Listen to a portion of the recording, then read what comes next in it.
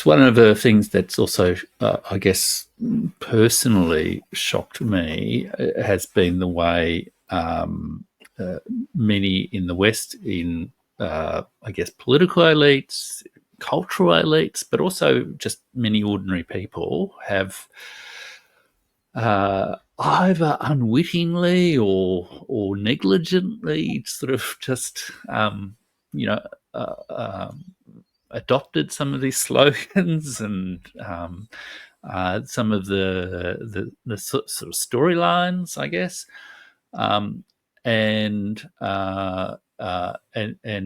in addition to, I mean, there's been a couple of very prominent historians talking about Ukraine, like Timothy Snyder and Sergei, is it Plocky? Yeah. Okay, yes. From Yeah, Harvard. both. Yes. Yeah, I mean, did you want to comment maybe specifically on those two historians, but also more generally the role of political cultural elites in the, let's say just broadly the West, just for convenience, in I guess giving some of these cultural behaviours a bit of a pass? It's a very good question. I teach in this semester. I teach a course on war and genocide in Eastern Europe in modern time. So we cover 20th and 21st century and major wars and the genocides that happened in Eastern South Europe, including Balkan wars and so on and so forth. And what is very interesting, what we discuss in our class with my students, that in many of these wars, intellectuals were heavily involved. Were heavily involved in state propaganda, in state war propaganda. Why? Because they perceive themselves, first of all, as activists, as citizens, as part of their national community, not as a professional who should, have some, unbiased position. Of course, the concept of objectivity nowadays is questioned. We discuss our emotions explicitly in our research, the role of emotions, the role of our identity and background. We are very open about this, yes, and about our agenda, especially in this turbulent time when we have far right on the rise, and we should, raise our voices as Holocaust scholars, for example, or genocide scholars, yeah, because we already witnessed all this in the past. But what is very important, that some intellectuals became a part of propaganda machine. What I mean by that, I'm very grateful to many Western scholars who put Ukraine on the mental map of many ordinary people on the West. Really, they explain that Ukraine is not Russia, that Ukrainian language is not Russia. They explain all this, Russophobia that nowadays is flourishing in Ukraine, and what could be the roots of this Russophobia. They explain a lot about, Russification in Ukraine. They explain about Holodomor. I remember, for the first time in my class, in my first semester here, when I asked my students, who knows about Holodomor, this Stalin-made famine in 32, 33, and only 2 people raised their hands out of 30 students, and I was shocked, because this famine actually took life in Ukraine at least 4 million people, including, more than 1 million children. And, I have personal stories in my family, in my extended family, of people who died during Holodomor. And when I listen to testimonies of Holocaust survivors from Kyiv region, or Cherkasy region, or Chernihiv region, or Sumy region, many of them mention Holodomor, even Jewish survivors, because Holodomor, targeted every member of community, despite of their, ethnic background or identity. Holodomor was, targeted some localities, precise localities. So basically, I'm very grateful to those intellectuals with, that they basically put Ukraine on this mental map of Western people. But on the same time, I am very skeptical about their so-called decolonization and process in Ukraine and national building process in Ukraine, because what they failed during in past 3 years, they failed challenge this ethno-nationalistic turn in Ukraine. They Mm. failed raise their voice to protect, for example, me from the threat that I am receiving on the regular basis from Mm. both far-right groups, members of Azov unit and their supporters, and from Mm. respected Ukrainian scholars whose children are part of the so-called Azov family. And they keep Mm. silence about this. I'm a Mm. Holocaust scholar. I teach Holocaust. I teach anti-Semitism Mm. with my ethnic background, if you really care about anti-Semitism in Ukraine, you should be aware of what is going on. And many of these respected scholars actually they know about my research. We are friends on Facebook with many of them. My posts are visible for them. And I even publicly call out some of them and I ask them publicly, are you ready to take care about my son in case I will be killed by those who are not exist according to your narrative, Mm. who are not exist? Because you are failing even to acknowledge this ethno-nationalistic turn and Nazi apology in Ukraine. Why you are silent about so-called, I call it, Hanukkah anti-Semitism in Ukraine? When during Hanukkah time, so many, discussions around, Hanukkah menorahs were in Ukraine, and many, intellectuals were involved in this. Many cultural figures expressed very anti-Semitic ideas about this, and I felt so uncomfortable. Here in Worcester, we had at least three Hanukkahs in different places in our city. We have we have a great Jewish community here. That's why here I feel more at home even. Mm. I feel really more safe even than in my home city Lviv, where I spent my last 20 years of my life. And Mm. when those outstanding scholars are silent about repressions against other scholars who study nationalism, is disgraceful actually. Mm. They are Mm. harming not only people like me, but other scholars who are repressed, who are persecuted, who are fired in Ukraine, who dare to write publicly about far right, and then the next day, security service of Ukraine knock in their door. Why nobody from these outstanding scholars said nothing about the fact that I was placed on this notorious website linked to SBU Mirotvorets.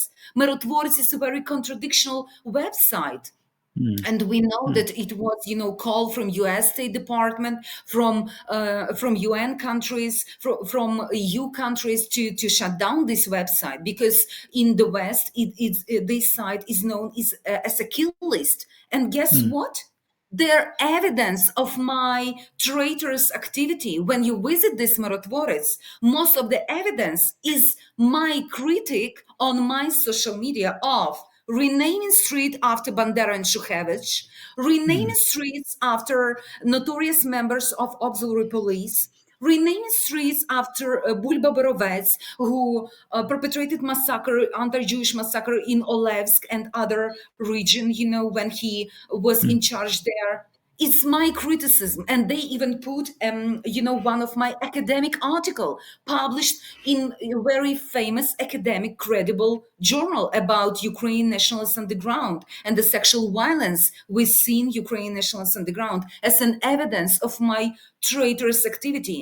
So where Mm. are those voices? Where are Mm. those voices? They Yeah. are my Yeah. colleagues.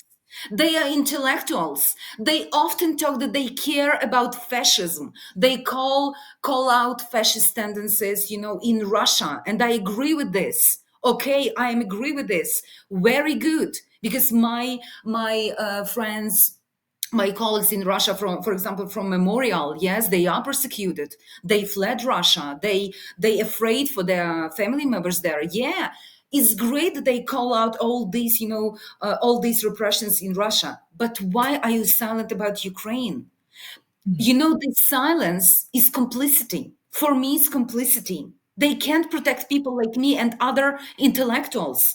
People are paying, thousands of dollars just to escape repressions from Ukraine. They want to get out from this open air prison. You Mm. know, Mm. Yeah.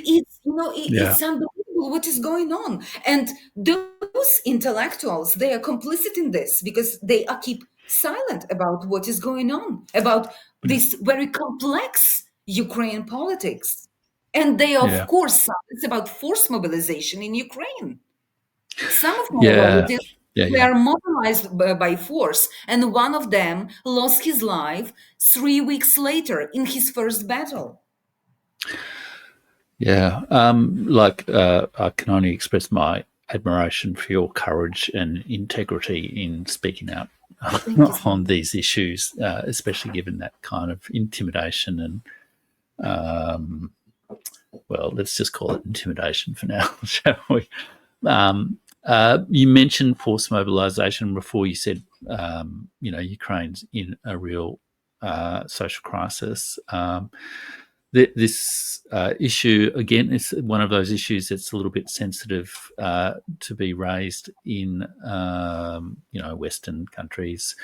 Um, but it came out in the famous meeting between President Zelensky and JD Vance, Yes, this is just my personal observation theory, but my sense of that when that meeting really went off the rails was when JD Vance sort of escalated from saying, you know, yes, diplomacy or something like that to saying, I've seen videos of forced mobilisation and yeah, not acknowledging the fact that the reason these people are being mobilised is to, in part at least, to service American war objectives. But did exactly. you want to talk about, because you highlight this quite a bit on your X account, and it's it's disturbing viewing, but it's the kind of stuff that in a way people probably need to be aware of. Do you want to just talk about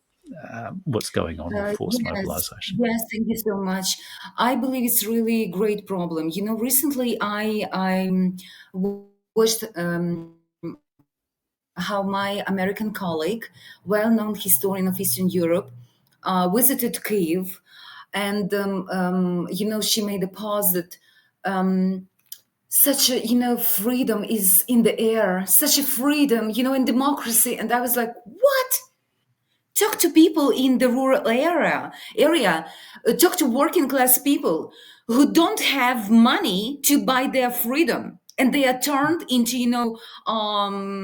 national heroes 3 or 4 weeks later. We know numerous of those stories almost everywhere. Nowadays we have these stories of people who are kidnapped in the streets, who are pushed in these military vans like garbage, like a meat, and they resist, and they and all these horrible pictures are in front of their crying children, in front of resistant mothers, in front of resistant resistant wives, and sisters. And what we know, for example, recently one of my friend, he became a deserter. He deserted from Ukraine army because he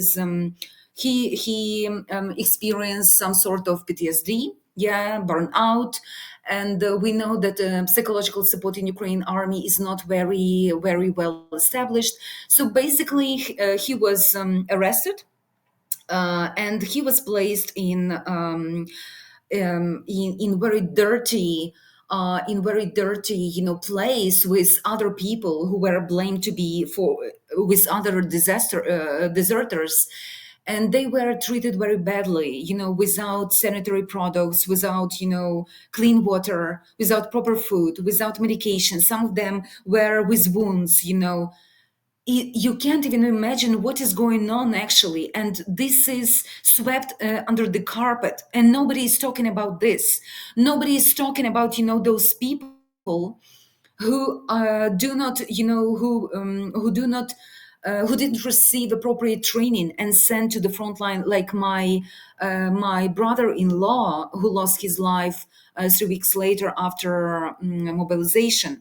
And nowadays, the main problem is that Ukraine experienced the lack of manpower, and this problem is a major problem. That's why what we observe from the West, we observe push from Western countries, Western political elites, push to reduce mobilization age, draft age to 18 years, as you remember. Why? Because of the lack of manpower. But what is the solution from Ukraine government? They attract neo-Nazis and far right from around the world. It's one of their responses to this lack of manpower. They made improvements in the whole procedures. And nowadays, that's why, for example, nowadays I experience some death threats from far rights, from neo-Nazis, from US, from Argentina, and they serve in Ukraine military. They all serve in Ukraine military, you know. And this is one of the problem that Ukraine, I call it.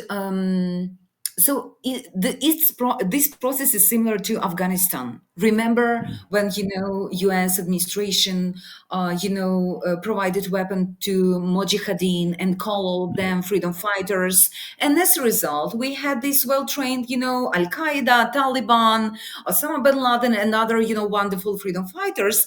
And then they turned on their masters. What we observe now in Ukraine is very similar process, because all those far right, nowadays they are attracted to Ukraine. Like every far right groups, they need military training. They are thirsty of access to weapon and military training.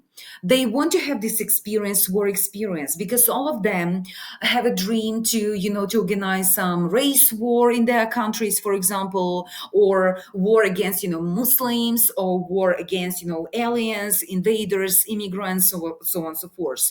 And they are welcomed in Ukraine nowadays. For them, it's a paradise nowadays. They receive NATO weapon, they receive social benefits, they receive economical benefits, and they receive diplomatic backing and media support. They are celebrated as freedom fighters. They invited by mainstream Ukrainian media with all these swastikas, and Ukrainian journalists are asking, "Oh, you have such a nice tattoo. Please explain." And they, it's an Asian symbol that symbolizes, and they started, these fairy tales.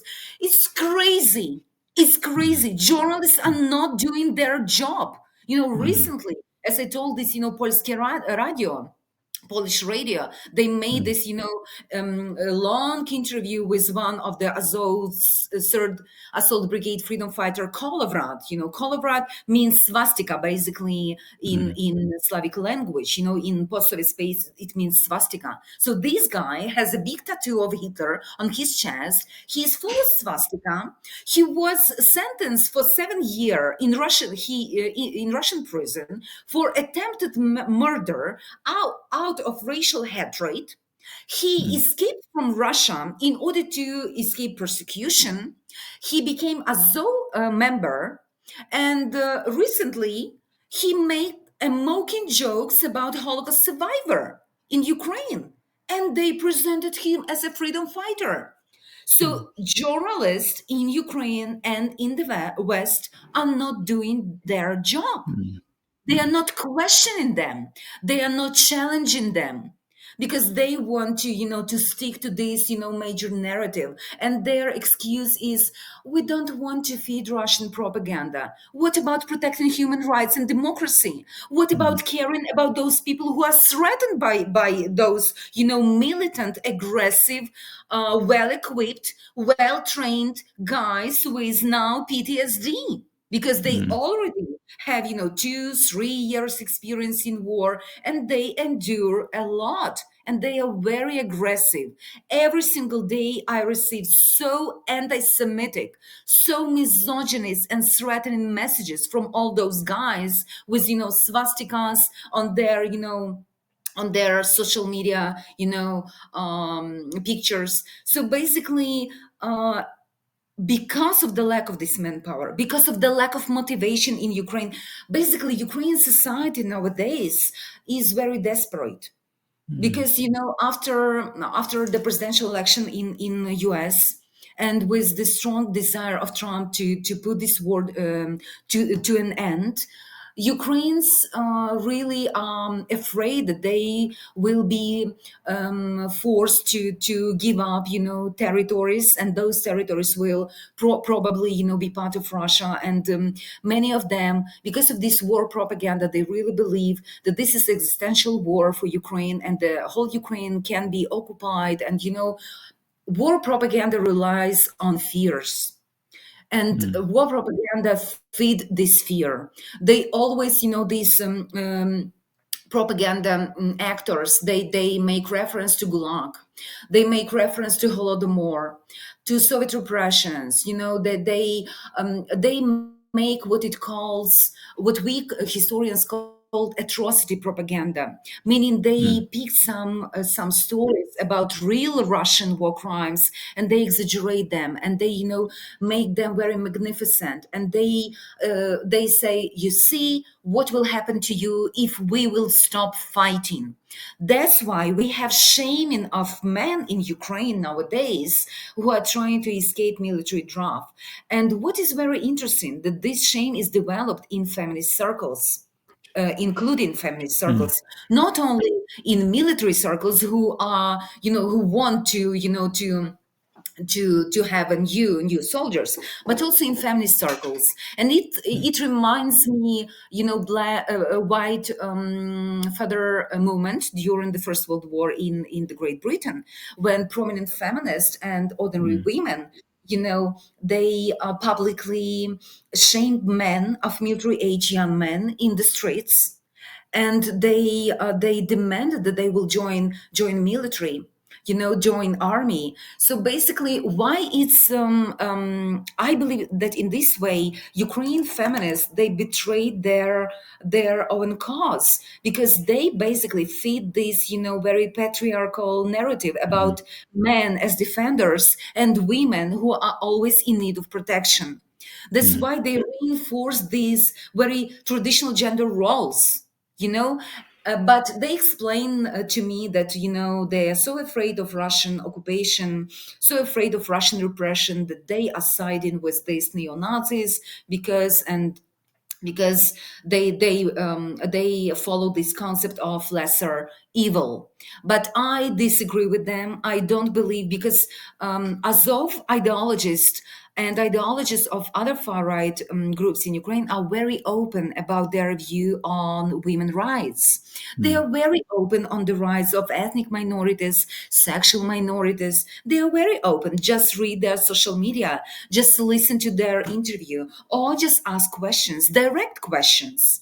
And they are afraid to ask this direct question because they assume that the answers will be very not democratic and not liberal, mm, and mm, those answers will not feed this narrative about, freedom fighters who are fighting for democracy against this autocracy and against this, that the war discourse in Ukraine is very racial discourse.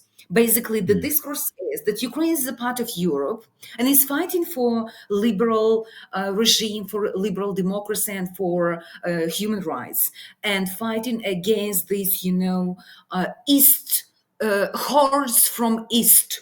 Yeah, and they Mm. often make reference to these, Buryаты, Chechen groups, and all these, members of Russian military from Asia. Yeah, like Mm. uncivilized, they are so barbarian. So Ukraine war propaganda can't even understand that they basically use very racist discourse in Mm. order to mobilize society for this war. They Yeah. use Yeah. very racist discourse, Yeah. and Yeah. of course the question of atrocities of Ukraine military is of course completely absent even after UN reports about torturing of prisoners of wars, for example, even after some testimonies from Amnesty International or some Western media who report about cases of sexual violence from Ukraine side.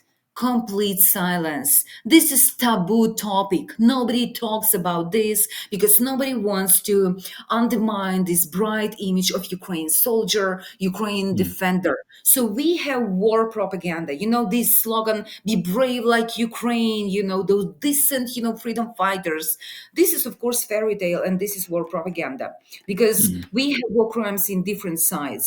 Of course, Russians are very cruel, and Russians are responsible. Russian military are responsible for many, many war crimes, crimes against humanity, and maybe even crimes of genocide in some cases. In some, this is task for legal scholars and for lawyers and Mm. for further investigation. But yes, Russian military is involved, and I am very vocal about this. I wrote several academic articles and book chapters about Russian war crimes, sex crimes in Ukraine. But it doesn't, excuse those crimes. Can't be an excuse for Ukrainian, transgressions, let's say, and it can't be Mm. excused for building this autocracy where Russian-speaking people are persecuted, where historians are persecuted, where political dissidents are persecuted, where political opponents are beaten and tortured in their prison, where churches of Moscow Patriarchate, Orthodox churches, are seized by, we call it titushka, it's semi-criminal groups, who are vigilance, yeah. It Mm. can't be, in Cherkasy, recently at Cherkasy National University, one professor was fired because her daughter put a video on her social media criticizing Zelensky policy towards Orthodox Church of Moscow Patriarchate. And she was Mm. fired. This is Mm. political repression, guys. Mm. Where are your voices about freedom of speech? Um, yeah, absolutely. I guess, like I think I might have shared with you a recent video by or a sort of interview with Alexei Arestovich, who was the former Advisor. communications Yeah. advisor to Vladimir Zelensky, a current candidate for president, even though he's sort of out of the country at some unknown destination. Yes. Maybe with some oligarch support, who knows? But he was saying quite explicitly that for Ukraine to get past the sort of social conflicts of this war, to recover from this war, that Ukraine would have to find a way to sort of root out what he described as I think it was translated as nationalist dugout, which maybe it's nationalist holdout. I'm not quite sure what the actual Mhm. Ukrainian word he used was, but so I'm not saying endorsing that comment, but I guess I'm just pointing to that as an Mhm. indicator that there's clearly people who are now thinking, how can Ukraine get beyond the state in which they are in now? I guess I'm keen to maybe ask your thoughts about that. But I guess it's in the context of knowing, having studied a bit of history over the years, you would perhaps know this even better than me, that the end of a war can often be a time of both intense casualties on the battlefield, but equally a lot of retributive violence, a lot of sexual violence, or a lot of Yes. recriminations, a lot Yes. of refugees, a lot of social disorder, loot and pillage kind of situations, rape, loot and pillage situations. Um, and I would, just as an outside observer, I'd be quite worried about at some point Ukraine going through really quite a bad social crisis over the next, whenever this war comes to an end. But what do you see as some potential paths out for, I guess, social reconciliation, or maybe is a way of putting it?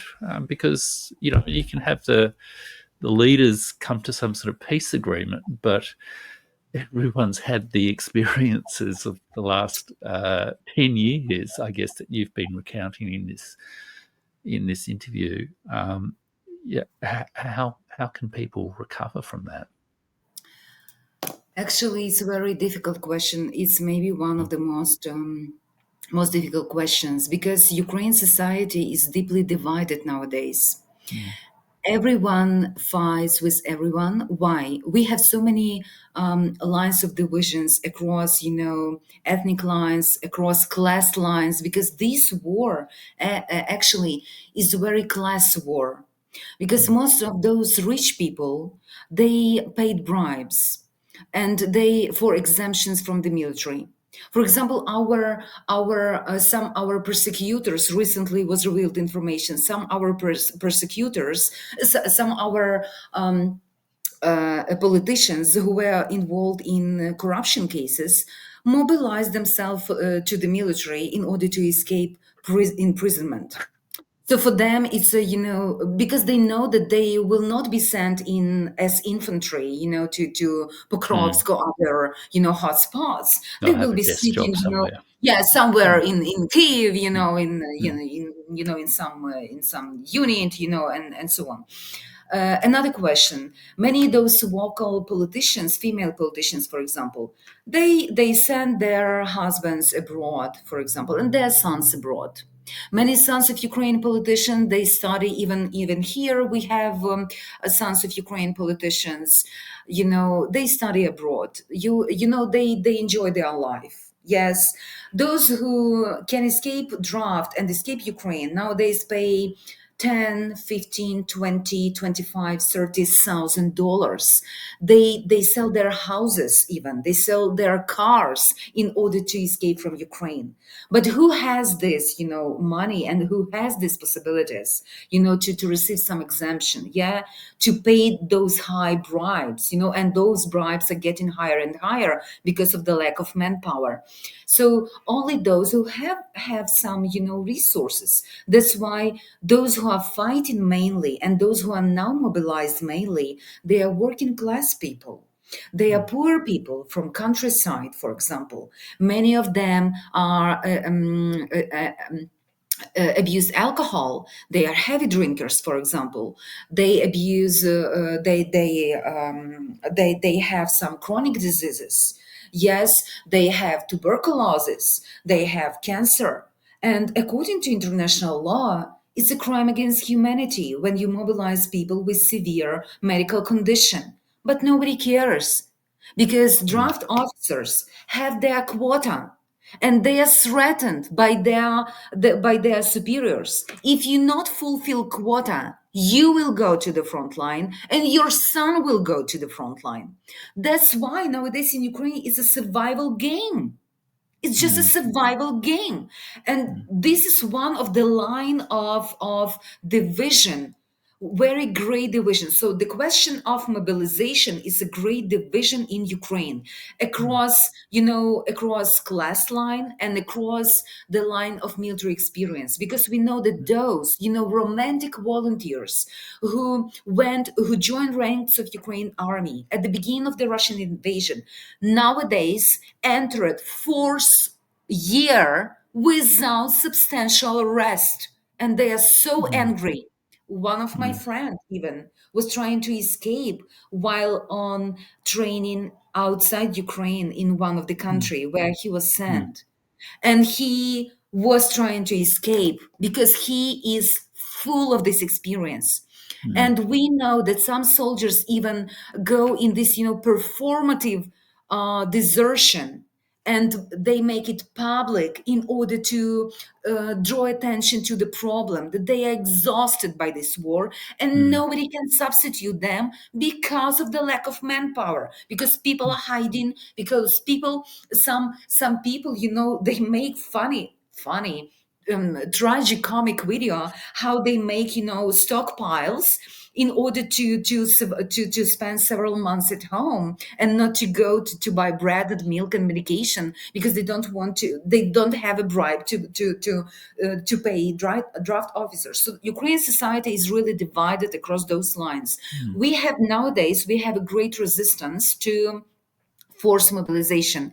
What we observe in Ukraine history, especially during the Holodomor and collectivization, we observe phenomenon of baby bunt, meaning women riots. When Mm. women in their Mm. gender roles, we are mothers, yeah, we Mm. are Mm. grandmothers, we are daughters, we are wives. We will use our gendered power, and we will defend our sons, our fathers, and so on. And they attack draft officers, and basically they rescue men using their power, this gendered power, because they Mm. expect that they will not be attacked by those draft officers. And in most of the cases, they are not attacked. But nowadays, they started even use force against those women. So nowadays we have already one case when draft officer was killed even, while Mm. friends of some newly mobilized men were trying to rescue them. So we have a lot of tensions within society. Those who stayed in Ukraine, for example, are angry at those who fled Ukraine, at Mm. refugees. They say, "Oh, you don't understand. We are under constant threat, under constant shelling and bombing and Russian strikes. Every day could be the last day." And I understand this very well, because both of my sisters with my little nephews are in Ukraine. My all family members are in Ukraine, in different parts of Ukraine. And every single time when Russia starts its strikes and drone attack, I am calling to them just to check on them. So I understand in which, tension, constant fear they are living. And Mm. those who fled Ukraine, they really can't understand this fear. I remember last year, it was the second day after the funeral of my mother, and I was staying at her wonderful house. At 4 o'clock the strike started, and it was so close to the house of my mother that glasses on the windows were shaking, and I was so afraid that it will be the last day of my life. And I was like, Mm. what? My son is in US. What I'm doing? I can't just die today. But this fear is very real. And Mm. that's why people who stayed in Ukraine, they tend to develop this attitude towards refugees, especially refugees from Western Ukraine, as Mm. that they blame them for treason, basically. Yeah, Mm. they say, you left us. Yeah, you don't want to endure. You don't want to be with your people and suffer the equal, and have the same experience. That's why a lot of misunderstanding. And I Mm. remember when I was in Basel, and I was teaching. I took also my nephew with me, so I was single mother of two children in a new country, and I gave dozens of presentations in different universities about war in Ukraine, and dozens of media interviews. And I was blamed by female refugees from eastern Ukraine, from Mariupol, from Kharkiv, for even being there. They blame you. What are you doing? You are not true refugee. And I said, no, I'm not refugee. I'm here for work, actually, because I never used those benefits of refugees. Never, because for me it's not appropriate. Of course, I had this contract signed even before the war with Basel University, and I was there for my job, Mm. mm, But this tension between, different groups of refugees even developed even inside Ukraine communities in these countries. So we have a lot of divisions. Also, we have divisions across, language lines, because language is politicized and weaponized by many political elites in Ukraine. For example, Irina Farion, who was killed, Ukraine professor, who was killed last year in my native city, Lviv. She had an open conflict with Azov fighters because of their Russian language, because many of them are from Kharkiv, Kryvyi Rih, they are from mm, Dnipro, so they are Russian-speaking people, basically, yeah? And many mm, of their members are Russian citizens, ethnic Russians, so they use mm, Russian language. And they have open conflict across these language lines with her, and mm, as a result she was killed by, presumably, by a guy who followed all these neo-Nazi racist, groups, and his father, he's Russian speaking, and his father serves in Ukraine army, and his father is Russian speaking. So mm, basically, this language issue is very important in Ukraine. And we know that language issue heavily contributed to the civil unrest in mm, Donbass in spring 2014. Because after Maidan revolution, when all these nationalists, including Irina Farion, because at that time she was a member of parliament, from Svoboda, right-wing racist party, she was very vocal, and she was very radical against, she wanted to eradicate all Russian language. She labeled Russian language people as traitors of Ukraine, and so on and so forth. So because of this speculation on language issues, we have a big division inside Ukrainian society. My son knows both languages, Russian and Ukraine, and mm, I remember when he was harassed, when we lived in Lviv, when he was harassed in kindergarten by his teacher because of using Russian words. yeah, So, and today I can't imagine him using Russian language in public transport in Lviv, because he mm, will be harassed at least, and he could be attacked like other people are attacked while using, Russian language in very nationalistic cities like Frankivsk, Lviv, and Ternopil, for example. So we have still these strong divisions that are supported by so many politicians who speculate on this and trying to make their political benefits, but it harms mm, Ukrainian society so much, mm, so at least we should put aside this ethno-nationalistic agenda. We should put aside, and also we should put aside this, anti-Russia project, because I believe if we build anti-Russia instead of building inclusive Ukraine with its national interest, if we will build anti-Russia, we will have war, for decades. mm, We will have more war, because Russia will not disappear. Russia is our neighbor, and we have a lot of connections with Russia, and I believe that, yes, somehow, of course, there is a question of justice. Without justice, we can't build a substantial peace. And justice is not possible without reparations and acknowledging the guilt of Russian war criminals. They should pay for their crimes, for destroyed cities, for destroyed universities, libraries, for destroyed lives of ordinary civilian people, including Russian speaking people. Most of their victims are Russian speaking Ukrainians. Most of their victims, including children. That's why I believe, this reconciliation, this peace building process will be very, very complex. But I mm, believe the main principle for this will be principle of human rights, inclusive society, multicultural society, tolerant society, without this, nationalism, and especially ethno-nationalism, because it's very harmful. And we observe this in Ukraine nowadays in terms of these language wars, memory wars, mm, and all this, because it was one of the reasons of civil unrest in Donbass that has this obvious.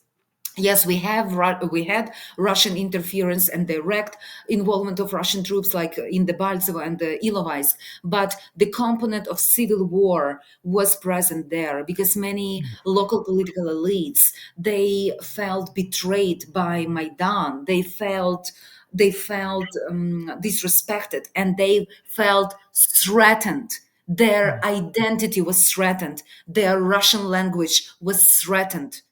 That's why Ukraine should be more inclusive and should Mm. build. New Ukraine should be built in more inclusive principles, I believe. Yeah. Well, I really do hope that there are the people there in Ukraine who, and I guess many of the people who've fled Ukraine, like yourself, who are able to perhaps slowly rebuild a Ukraine on that much more sound basis. And just a personal view is it's been so tragic that you know, uh, so many people, both in Ukraine and in the West, have sort of encouraged this tragic Exactly. Yeah. ethno nationalist violent path. It's just been an absolute Yes. tragedy. So Yeah. I do hope it ends soon. Marta, you've been incredibly generous with your time and your insights and your testimony, I guess, of this experience of war. Is there any last words you maybe just want to say to viewers out there, whatever people's views about the Ukraine war, about that you'd maybe just like to leave as a sort of a final sort of message? My final message is nowadays in our turbulent time, we should unite our efforts in standing against all forms of bigotry, racism, anti-Semitism, hate, and nationalism. Nationalism is a very destructive way, especially ethnic nationalism. It's a way to violence, war, militarism, destruction, and losses. I really hope that we will stop feeding this nationalistic agenda, and we will build a peaceful life for our children, peaceful future. Wonderful. Yes. Thank you Thank so you, much. Marta. Thank you for joining me. Thank you so much for inviting me and for giving space for this talk. Thank you so much. Thank you, Marta.